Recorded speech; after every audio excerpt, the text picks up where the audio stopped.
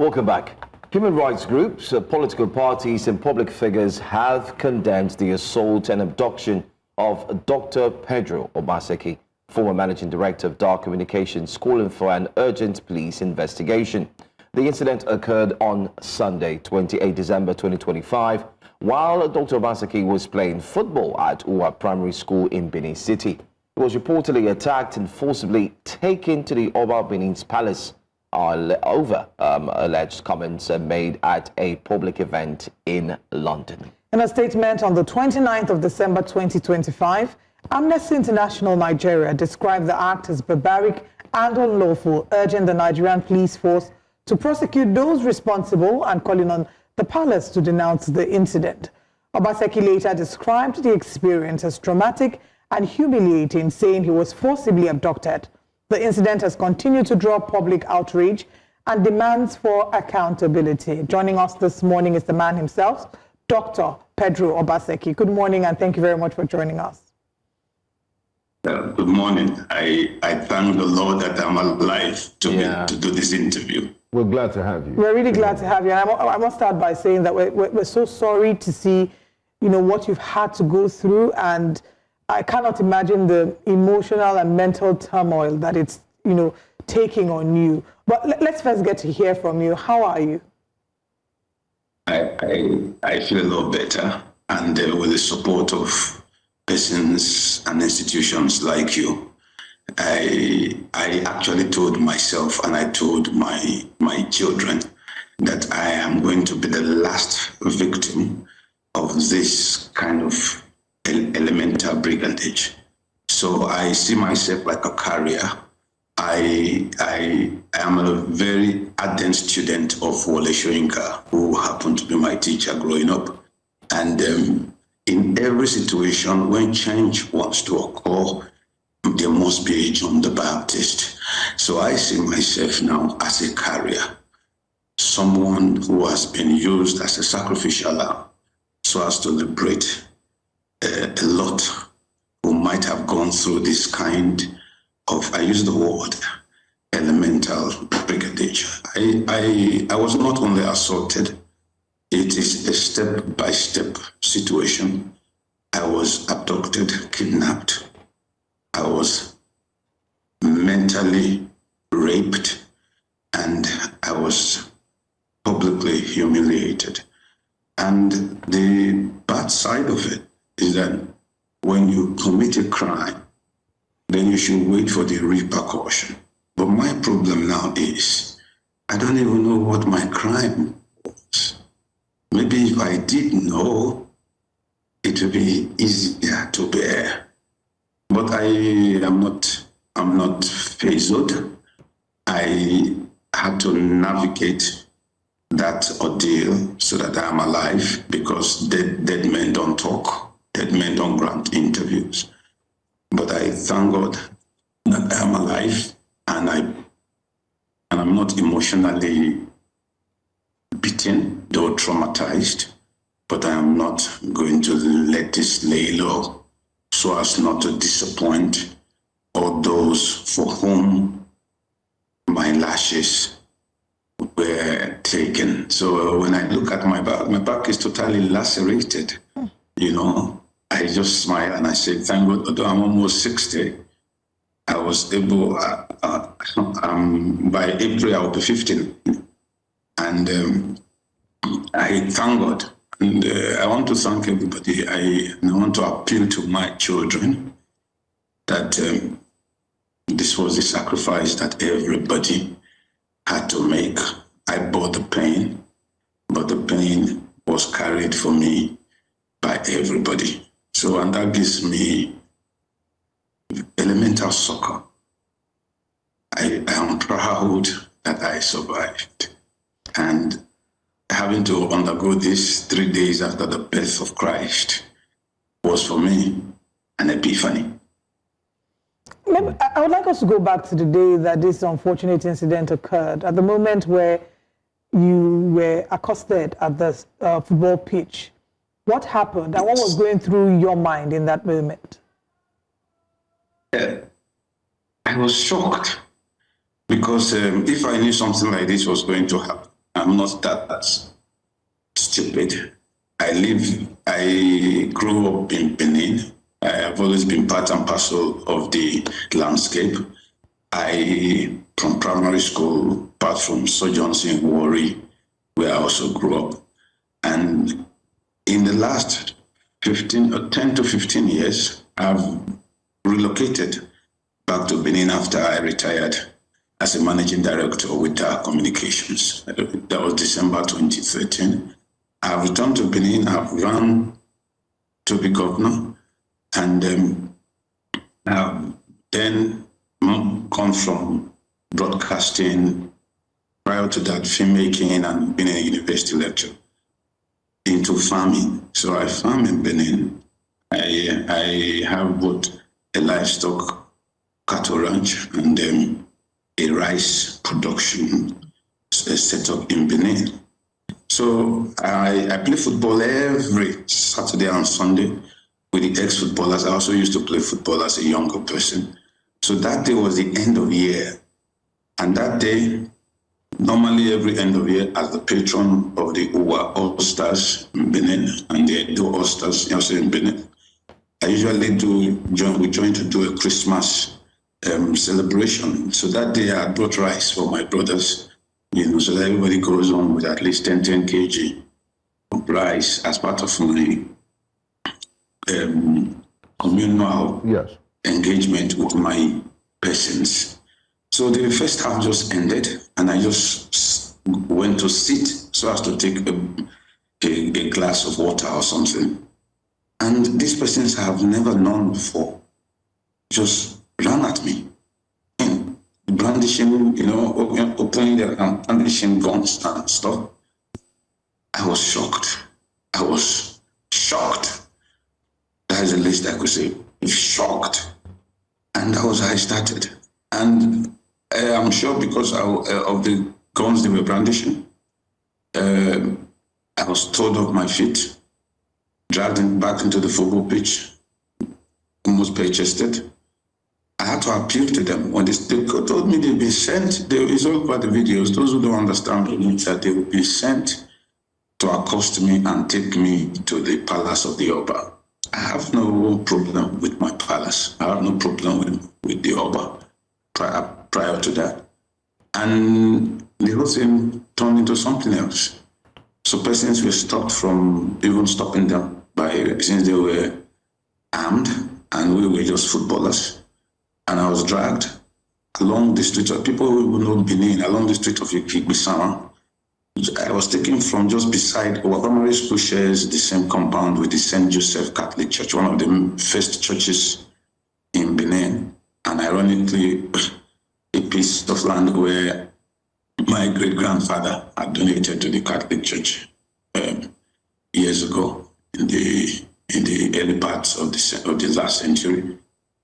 And I was dragged along until they got me to Akpakpava. Akpakpava is a major thoroughfare that houses almost all the commercial places in Benin, banks, and the Holy Arosa Church. The Holy Arosa Church was founded around 1550, when the white people first came to Benin, when the Portuguese came to Benin. That's why they call that place Akpakpava, which is actually Papavaya. That is the Pope's Road, which was changed to Akpakpava in Edo language.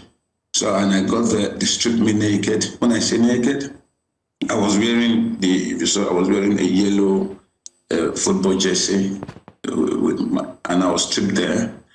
The Oba usually goes there for his church service once upon a while, and people were gathered there. So the others joined them, and they hauled me through the streets to Ring Road. Ring Road is the epicenter of Benin, where almost 7 or 8 of the major road arteries in Benin converge. And there they actually even took up my underpants. So I was naked. That is in my Adam state. I was happy that they didn't record those ones. I think I would have been too traumatized now. But I had to fight. That was when they used canes on my back. And until they got me back my underpants, which was like a tight boxer, before they dragged me to the palace of the Oba. I had to be brave, but at the same time, I had to be wise. So I started begging them. And then as I got to the palace, the boys who were doing this, of course, they were naming themselves. I know their names now. I know at least the leaders, about 7 or 8 of them, know them. We know them, everybody in Benin knows them. If you saw the Moa, the attack on Moa, many of them were also part of this setup. So and they kept saying that I was asked to be brought to the palace. So when they came to the palace, I decided, I will go with you because I don't have a problem with the palace. By the time we got in there, that was what they were telling me that my crime was that I went to London during a meet and greet between the ex-governor, my elder brother, my first cousin, Pedro Obaseki, where after addressing the crowd, that was on the 30th of November, I ended by saying, Edo here la talk bay. Edo here la talk bay means may the entire Edo land live and prosper. And the anger was, I did not say Oba la talk bay, which literally translates to may the Oba live long and prosper. I mean, if that was a crime, and as someone who has championed the culture of our people, I first started making my first writing on the Benin culture was in 1989, and as a young boy who had just joined drama and theater growing up, I was in the very first IMU Port of Life, which I was barely 16 or 17. Now I'm almost 59. So if you minus it, I've been in this business of promoting my culture for more than 42 years. And I still remain the only Edo man who have been awarded by the palace, particularly by the palace of the father of the present king. I am the recipient of the Oba Award for Excellence, not once, not twice, but thrice, 3 times. I'm the only Benin man that has achieved that. I am not who I am just for it. I'm who I am because of my Beninese. And I've championed that and the entire Midwest Edo Delta culture. So I felt a little distorted. So they said that was my crime. If that was a crime, I should be summoned and I will go to the palace. I have deep reverence for the Oba of Benin because I'm an Oba. Every Benin man is called Oba or Oba, and Oba's male. So I didn't understand, but it was obvious to me, very obvious, that these persons were playing out a much larger script. But luckily, for me, they are taking me to I was told to be taken by one of the chiefs to the side, and in his translation, he said that anyone who is an Ohiomba means enemy of the Oba. Any man who was an Ohiomba, that person should be put aside for the day, and then later they can deal with it because the Oba was going to Holy Arosa for a celebration. But as I saw the Oba's Rolls Royce pass me, I had to rush because they had stopped recording then. And he went down, looked at me, and that was when they called someone to put me in the Oba's Hilux, a Hilux truck with police officers and some persons who were wearing the forest guard uniforms. And I was taken within the convoy of the Oba. But as the Oba entered Akpakpava, they now turned into Oba Market Road and took me straight to the Oba Market police station. On getting there, people now started gathering because they had noticed the altercation through ring road. And there I was detained until later the police commissioner came to put me straight that I would be released pending clearance from the Oba. So altercations, of course, calls were being made. I had none of my phones with me, and I realized it had gone viral. I was happy that persons, including ex-presidents of this country, ministers and co, had intervened. Many persons in the at home and in diaspora had intervened. The place had gathered, and this started at about 11 in the morning because we play ball in the morning. And at about 5 o'clock, the police commissioner came for the third time and said that I could be released. But what shocked me was when he said, and the Oba said he was pressing charges. And I was shocked. Pressing charges. They also said during the whole altercation that I was going to be the first in the elemental attack on anybody called Obaseki. And they deal with me. Maybe and Godwin should come to Benin. I didn't know why they keep placing me and Godwin. They will also do same to the ex-governor. And in fact, I did not see this as just an attack on me. It was an attack on not just the other Obaseki nation. Tomorrow it could be you, it could be you, it could be the next person. And that is just it. I think I'm a victim of a much more institutional arrangement, and I will not take this lie alone. By the grace of God, this will free all of us. Because now, Edo Dr. Obaseki is not what we saw. Yes. Yes, sir.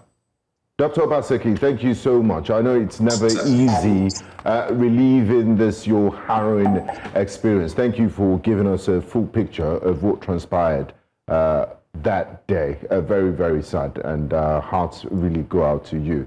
I was going to ask you a question before you got to the law enforcement part about, you know, Nigerian police, and if nobody came to your rescue while you were going through this ordeal, but you actually told us that you were detained by members of the Nigerian police. And my next question is, how do you want to seek redress when the Nigerian police seems to be a party that has contributed to your sad experience? What's the next step forward for you? How do you plan to seek redress, knowing that your rights have been grossly violated and you've been humiliated in such a manner? You see, Benin City is a bon, is a human. The first thing to keep us in no say we not go drive motor. You know, that the river may drown doesn't mean we shouldn't still drink water or swim in it. I understand my fundamental rights under the 1999 Constitution of the Federal Republic of Nigeria as amended, particularly the rights to dignity of the human person and personal liberty. I also understand in the Police Act, you know, police regulations and established professional standards governing lawful arrest and detention. I also understand Nigeria's obligation under regional and international human rights, you know, that prohibits such degrading treatment, arbitrary detention, and prohibiting torture. So because of this, I have decided to seek redress both criminally and civilly. I have the list and names of those persons who have involved, particularly the ringleaders like Osaze Adun, who everybody calls him Benin Kapwepwe. Osayande Obakawaye, the man that was the young guy that was on the white shirt that was pulling me, and the one on the blue shorts. Osamede Nomulese Rio. Osamie Fan, who is actually a night watchman, just being in the palace there. They call him Sis Guy. I know them. People in Benin know them. So I'm asking that persons who have so brazenly, publicly, and streamed live my kidnap and abduction should be brought to book, except Nigeria no longer exists as a nation. a nation of laws.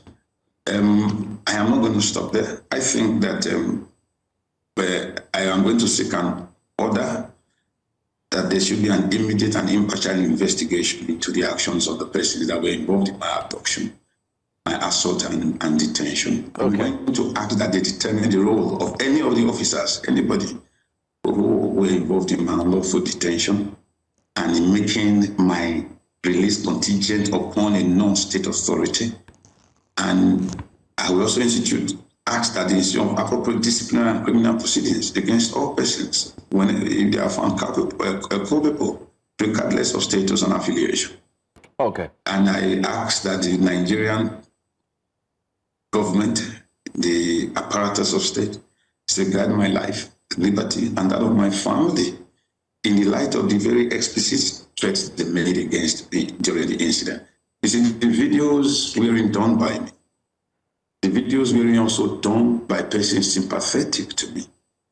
They were done by persons who wanted to disgrace, humiliate, and destroy me mentally and psychosomatically. So I see that as the hand of God. Because if there was no recordings and I had gone through this albeit unknown, it would just be me screaming and it would be my words against theirs. No, it is their videos against them. I was just the victim in the picture. All right. But this victim is not going to remain a victim. My victimization is the last. Because that is not who Edo people are. That is not a representation of us. What you saw was the worst of us being used to elementally gag, tag, disgrace, abduct, beat, dehumanize the best and the rest of us. That cannot stand, because tomorrow it just could be anybody. It just could be the man who is a senator now today, the man who is a governor now or a governor yesterday, the man who is a minister today. So when street urchins, when non-assailants who happen to be on the purse strings of certain persons' eye feel that they should carry out something for whoever their paymasters are, the next victim could just be you. Even you were in the interview me, so if you just company, they don't like what you talk for Central, for New Central, they go drag you for street. That is not Edo. Well, we sympathize with you, Dr. Pedro Obaseki. I want to thank you so much for speaking with us, and we hope that in subsequent programming, we'll try and reach out to you again to find out other angles to this conversation if it was politically motivated, because, I mean, they've also highlighted a name significant and close to you as well before carrying out that act. But because of time, we're out of time. We need to go for the news. And as a broadcaster yourself, you do understand where we are. Thank you so much for joining us. We would extend another invitation to you, and we hope that you will be willing to join us again. And we hope that you find justice. Absolutely. Thank you. God bless you. And Happy New Year in advance. Happy New Year in advance Stay safe, as well. please.